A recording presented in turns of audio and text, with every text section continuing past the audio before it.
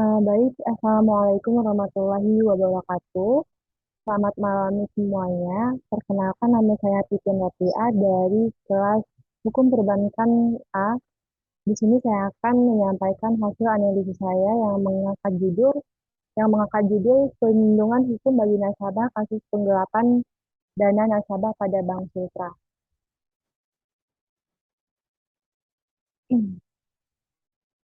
Oke, apa saja sih materi yang akan kita bahas pada kali ini? Yang pertama, bagaimana penerapan hukum terhadap penggelapan dana simpanan nasabah bank tersebut? Yang kedua, hubungan hukum dana simpanan nasabah pada bank. Yang ketiga, bagaimana sih analisis terkait solusi perlindungan hukum bagi nasabah perbankan terhadap penggelapan dana nasabah Bank Sultra? Eh, Materi yang pertama yaitu penerapan hukum terhadap dana simpanan nasabah bank. Marwan Effendi menghimpun beberapa putusan Mahkamah Agung dan Hukvet yang telah merumuskan pengertian penggelapan antara lain. Yang pertama, berdasarkan putusan MA nomor 681 garis miring K garis miring KR garis miring 1986 pada tanggal 17 April 1986, penjualan barang-barang jaminan milik saksi oleh tersangka tanpa izin saksi merupakan suatu penggelapan. Yang kedua yaitu berdasarkan putusan MA nomor 242 garis miring K garis miring KR 1957 pada tanggal 8 Februari 1958, penerimaan kembali oleh orang yang didudukan sebagai sebagian dari uang yang digelapkan, sifat kepindahan dari perbuatan yang dilakukan oleh terdakwa tidak berubah menjadikan keperdataan. Yang ketiga, berdasarkan uh, Ares Hook, Krip, tanggal 31 Desember 1931, NJ 1932, dan 18 Juni 1924, uh, 1924, yang dimaksud berada di bawah kekuasaannya berarti bahwa si pelaku melakukan penguasaan yang nyata atas benda tersebut, yaitu bahwa benda tersebut berada dalam kekuasaannya dan menguasai benda itu seolah-olah ia adalah pemiliknya. Yang keempat, berdasarkan putusan MA nomor 69 garis miring K garis miring KR pada tahun 1959, tanggal 11 Agustus 1959, unsur memiliki dalam pasal ini berarti menguasai suatu barang bertentangan dengan sifat dan hak yang dimiliki atas benda tersebut.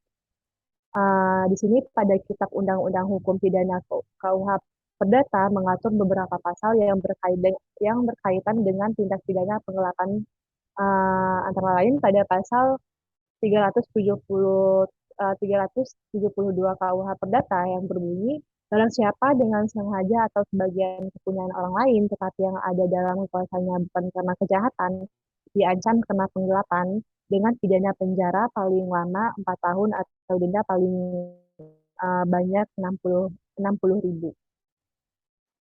Di sini juga dijelaskan bahwa dalam ketentuan pasal 374 KUH Perdata diancam pidana penjara paling lama 5 tahun terhadap unsur-unsur yang terdiri dari yang pertama, penggelapan dilakukan oleh orang, penguasaannya terhadap barang disebabkan karena ada hubungan kerja atau karena pencarian atau karena mendapatkan upah untuk itu.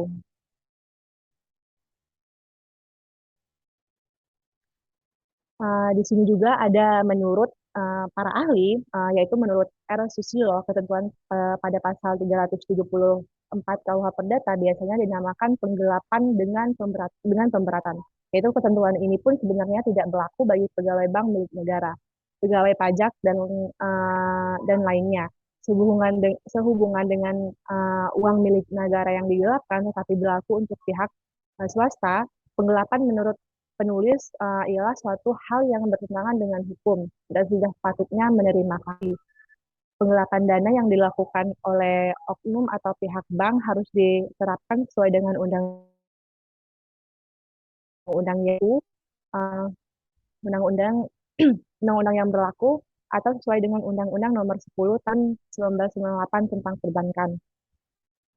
Pada penggelapan barang yang digelapkan sudah berada dalam penguasaan pihak yang yang menggelapkan.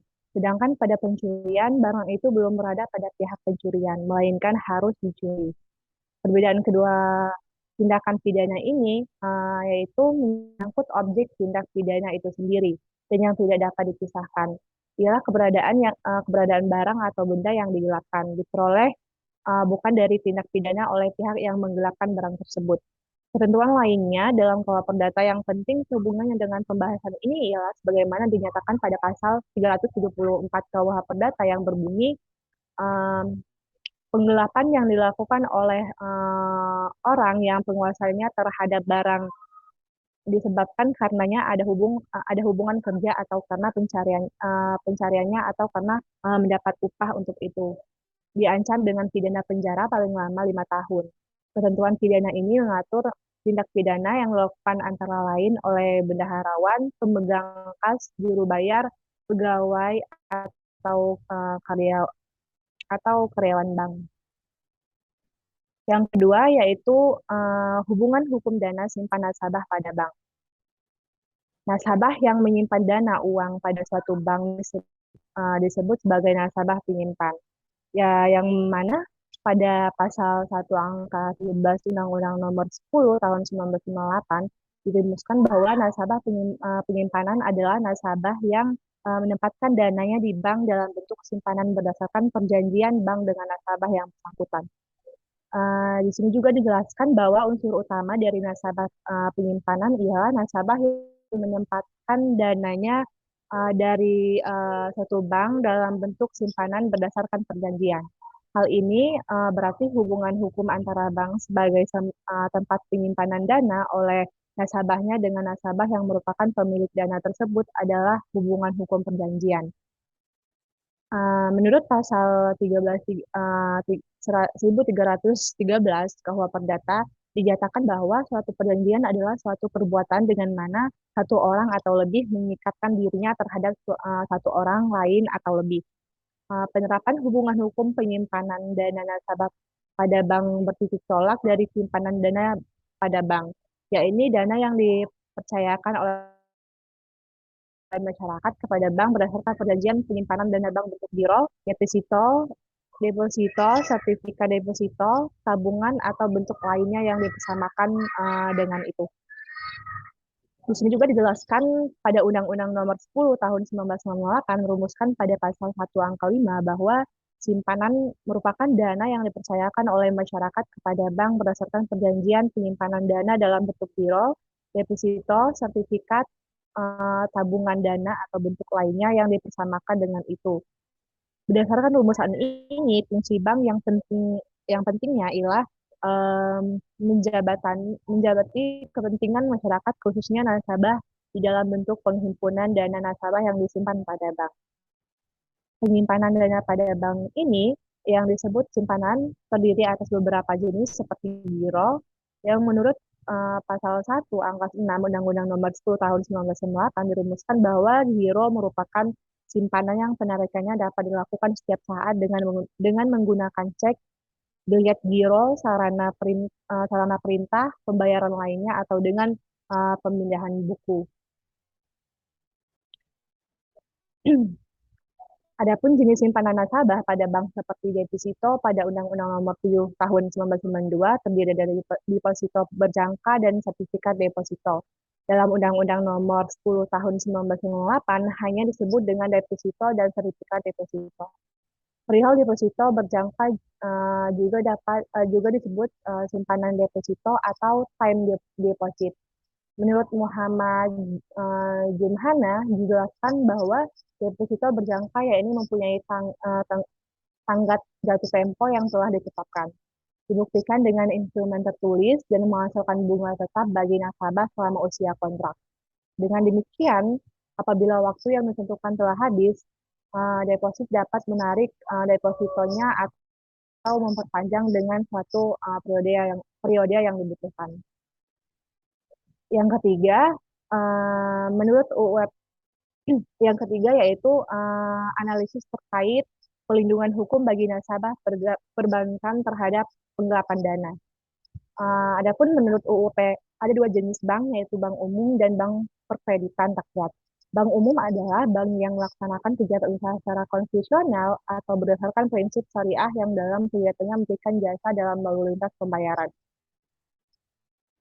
Bank Perkreditan Rakyat merupakan bank yang melaksanakan kegiatan usaha secara konstitusional atau berdasarkan prinsip syariah yang dalam kegiatannya tidak memberikan jasa dalam lalu lintas pembayaran.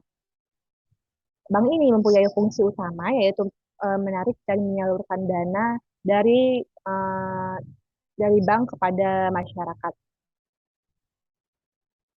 Pada hakikatnya, pengaturan dan pengawasan bank dimaksudkan untuk meningkatkan keyakinan dari setiap orang yang mempunyai kepentingan dengan bank, bahwa bank dari segi finansial tergolong sehat, dikelola dengan baik dan profesional. Serta saja ada hal-hal yang merupakan ancaman terhadap kepentingan masyarakat yang menyimpan dana di bank. Dengan perkataan lain, tujuan umum dari pengaturan dan pengawasan bank adalah menciptakan sistem perbankan yang sehat yang memenuhi tiga aspek, yaitu perbankan yang dapat memelihara kepentingan masyarakat dengan baik, berkembang secara wajar, dalam arti di situ pihak memperhatikan faktor risiko seperti kemampuan baik dari sistem finansial maupun sumber daya manusia. Walaupun sudah ada peraturan tentang pengawasan bank, namun sampai saat ini masih banyak terjadi kasus fraud dalam dunia perbankan yang tentu saja merugikan nasabah.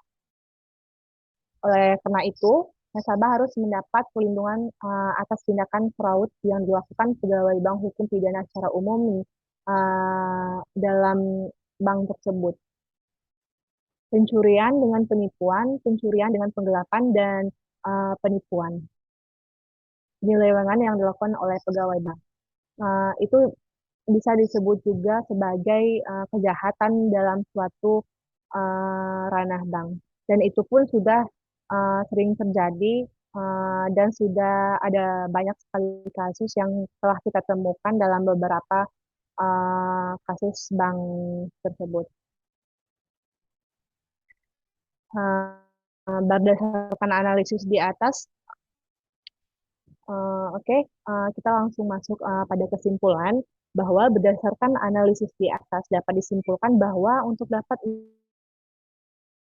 melindungi pembobosan hukum. Pembobosan hukum dimaksud agar hukum dapat melindungi nasabah yang beritikat baik.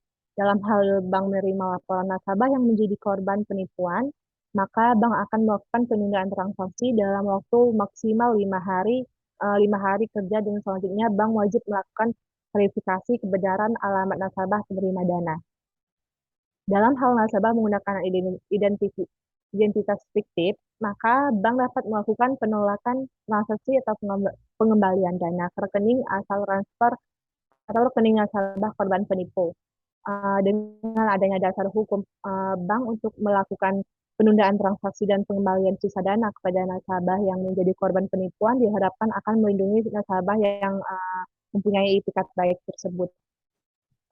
Jadi dalam kasus di atas, penulis bisa mengatakan bahwa pada Bank Sutra ini, Arjaya menduga kasus penggelapan dana nasabah di Bank Sutra itu bukan hanya melibatkan satu orang, tetapi ada keterlibatan orang lain. Meskipun begitu, ia mempercayai penanganan kasus itu kepada aparat penegak hukum. Serta juga belum ada laporan konsumen atau nasabah yang masuk ke kasus ini.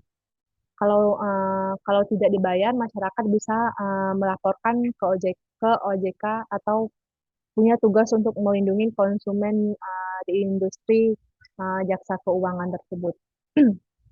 Oke, baik. Sekian hasil pemaparan materi analisis saya. Saya akhiri. Wassalamualaikum warahmatullahi wabarakatuh.